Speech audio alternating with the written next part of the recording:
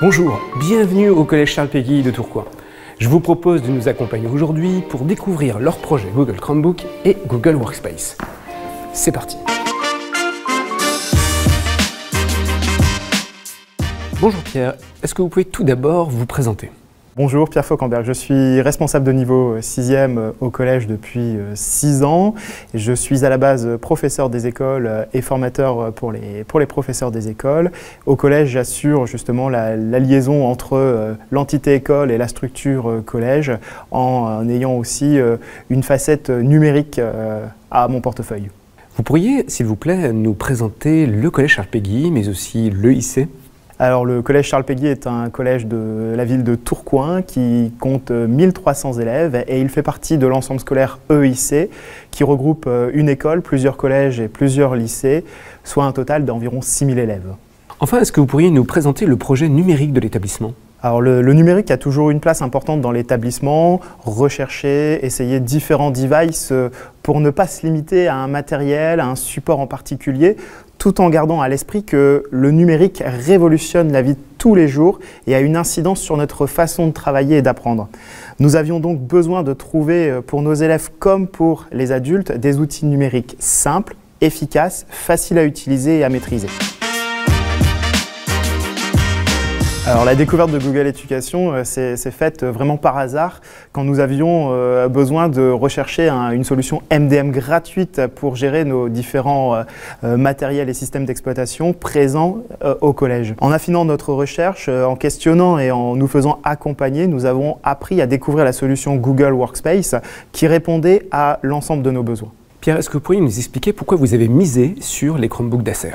Lorsque nous avons sauté le pas et que nous avons souscrit à l'offre, nous avons fait l'acquisition d'une trentaine de Chromebooks Acer auprès de GoWithYou.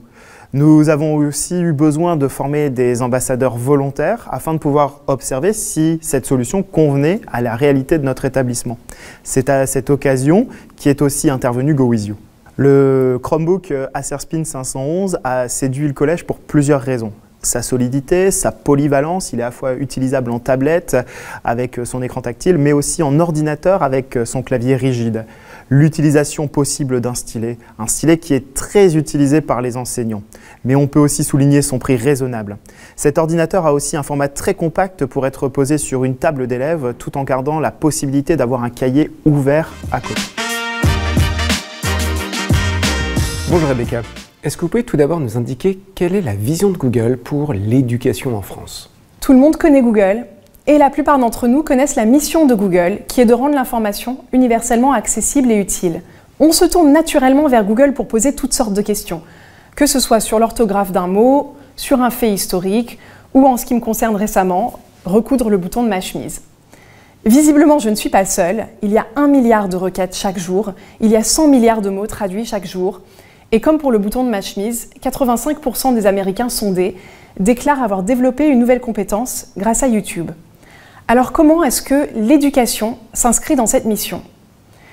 Eh bien, depuis toujours, comme vous le voyez, l'éducation fait partie intégrante de la mission de Google.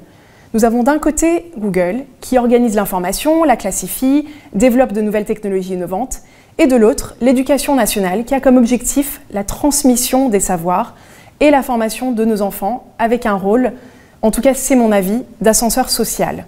Est-ce que vous pouvez ensuite nous indiquer quels sont les apports, les plus-values de Google for Education pour notre pays ? Je suis profondément convaincue de la complémentarité de ces deux missions. Google pour Éducation a pour vocation de permettre à chaque élève, à chaque enseignant, à chaque parent, de s'appuyer sur la technologie innovante à grande échelle, efficace et sécurisée de Google pour que le numérique devienne non seulement un outil, mais une véritable culture. Une culture de la collaboration, de l'excellence, et qui permette aux élèves de développer les compétences numériques pour l'avenir. Comme j'évoquais l'ascenseur social, il s'agit de démocratiser l'accès au savoir dans un monde où l'accès aux connaissances, comme à l'informatique, reste toujours inégalitaire. En s'appuyant sur la robuste architecture de Google Cloud, Google pour Éducation est en mesure d'apporter un environnement éducatif fiable, sécurisé et pérenne. Je suis très optimiste sur l'apport de Google en France, notamment parce qu'on voit ce qui se passe dans les pays voisins, que ce soit de l'autre côté des Pyrénées ou non loin d'ici, de l'autre côté des Ardennes, en Belgique, où le Chromebook a conquis la première part de marché dans l'éducation. Un autre exemple, c'est l'Italie, où la majorité des 8 millions d'élèves utilisent Workspace. De nombreux établissements et collectivités en France s'appuient déjà sur la technologie innovante de Google pour répondre à leurs besoins éducatifs. Par exemple, la métropole de Dijon pour ses écoles élémentaires, ou alors la Chambre de métiers des Hauts-de-France pour ses 7000 apprentis. Enfin, il s'agit de soutenir les enseignants et les élèves qui, pour beaucoup en France, utilisent toujours les outils grand public de Google, sans les contrôles, sans les garanties qui sont requis pour ces environnements. Les offres éducation de Google sont encadrées par des contrats. Elles sont entièrement distinctes des offres grand public que chacun de nous connaît. Comment est-ce que cela se traduit concrètement? Cela signifie que d'abord, il n'y a aucune pub, que deuxièmement, les données sont chiffrées et protégées par un accord de traitement de données, et que troisièmement, nos offres sont toutes naturellement conformes à la législation en vigueur en France et en Europe, et donc aussi conformes au RGPD. Amélie, est-ce que vous pouvez nous expliquer en quoi Google Workspace correspond parfaitement à vos attentes de professeur documentaliste? Tout d'abord, concernant Google Classroom, c'est un outil qui permet la mise en disposition de ressources de toutes sortes pour les élèves, dans un souci pédagogique, mais aussi dans un objectif de découverte culturelle, qui est une des missions du 3C. 3C, c'est l'appellation moderne du CDI. J'ai créé un cours Classroom pour le 3C, où je peux diffuser des informations concernant le 3C, à la manière d'un réseau social finalement, mais en se limitant au public du collège, les profs et les élèves. Les élèves peuvent aussi interagir en postant des commentaires. Pendant le confinement, par exemple, j'avais créé un cours, le 3C hors les murs, une sorte de 3C virtuel, pour partager un maximum de ressources pour les élèves qui étaient chez eux. Ensuite, pour ce qui est du Workspace, ce que je préfère, c'est la capacité de travail en collaboration avec les collègues, mais surtout avec les élèves. Ils créent par exemple au 3C un document qu'ils peuvent retrouver chez eux facilement ou sur n'importe quel autre ordinateur du collège. Ils peuvent me le partager à moi et je peux agir sur le document directement, mettre des commentaires, soumettre des suggestions pour améliorer leur travail. Et on alterne comme ça en ping-pong. En plus, le document s'enregistre tout seul, donc il n'y a plus besoin de clé USB, il n'y a plus de perte de documents, il n'y a plus de risque de virus. Ça, c'est vachement pratique. J'aime vraiment bien travailler comme ça. Et c'est notre mode de fonctionnement pour la web radio du collège. Tout est fait avec les Chromebooks, de l'écriture, des textes, à la diffusion de l'émission. On n'a pas besoin de studio d'enregistrement. Le site web, même de la web radio, est réalisé par les élèves avec Google Sites. Pour finir, mon troisième point serait de dire qu'en plus d'être un espace de travail, le compte Google est une porte d'accès pour plusieurs autres sites web de création numérique, comme Canva, j'adore Canva, Soundtrap, qu'on utilise pour la web radio, pour les enregistrements et pour le montage des chroniques, Geniali et puis Open Badge Passport aussi.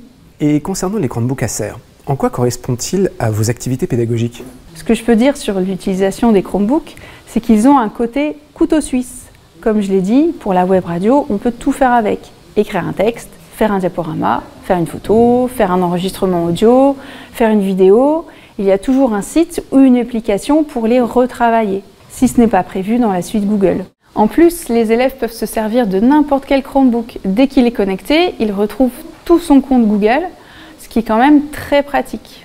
Une fonctionnalité que j'apprécie beaucoup personnellement, c'est de pouvoir zoomer avec l'écran tactile sur le texte d'une page web quand on projette notre écran aux élèves. Comme ça, tous les élèves, même celui qui est tout au fond, voient très bien le tableau. Merci beaucoup Amélie pour toutes ces informations. Bonjour Alexandra, pouvez-vous tout d'abord nous expliquer quelles étaient vos craintes concernant le projet numérique de l'établissement? Alors, on craignait que notre enfant, notre fils, qui est un enfant précoce, passe encore un peu plus de temps, et donc trop de temps, devant les écrans. Et pouvez-vous alors nous dire comment ces craintes ont été surmontées? Elles ont été surmontées assez rapidement parce qu'on s'est rendu compte que notre fils avait une mise au travail plus facile devant cet écran qui était devenu finalement non plus un écran en trop, mais un écran en mieux. J'ai une dernière question. Est-ce que vous pouvez nous expliquer quelles ont été les implications du projet Google Workspace et Chromebook au sein de votre famille? Alors, il utilise ce Chromebook donc essentiellement pour travailler et ça vraiment, ça a été une bonne surprise. Ça n'a pas fondamentalement changé notre vie de famille. En revanche, le travail, lorsqu'il doit être fait, il est fait dans la salle à manger et on s'y retrouve de façon plus facile qu'avec un PC qui serait dans un bureau à l'écart. Merci beaucoup Alexandra pour le temps que vous nous avez consacré.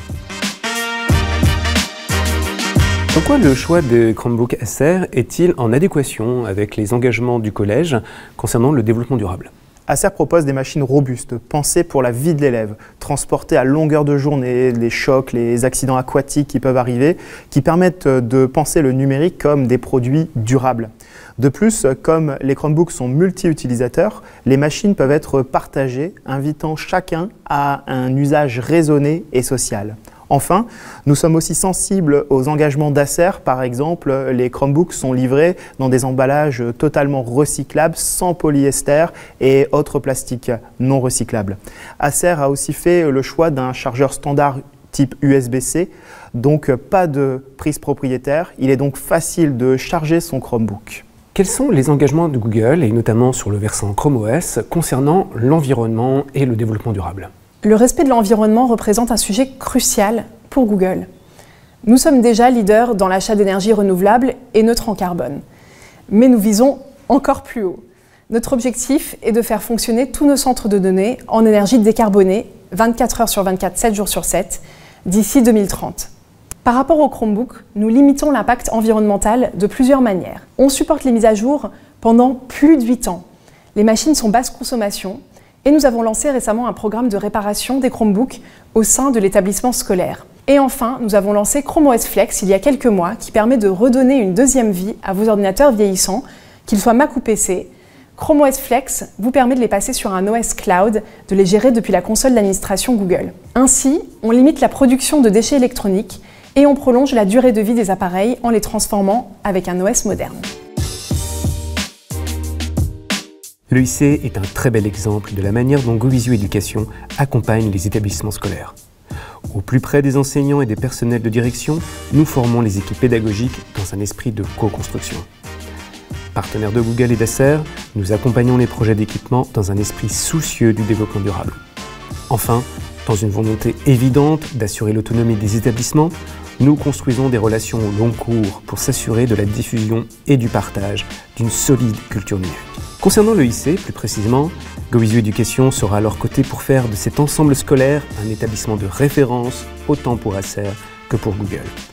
Comme nous soutenons le développement du programme de réparation des machines grâce au fabuleux outil qu'est le Cube. Et bien entendu, grâce à nos formations, GoVisio Éducation sera en première ligne pour former les enseignants des différents établissements du groupe EIC dans l'adoption de Chrome OS et de Google Workspace.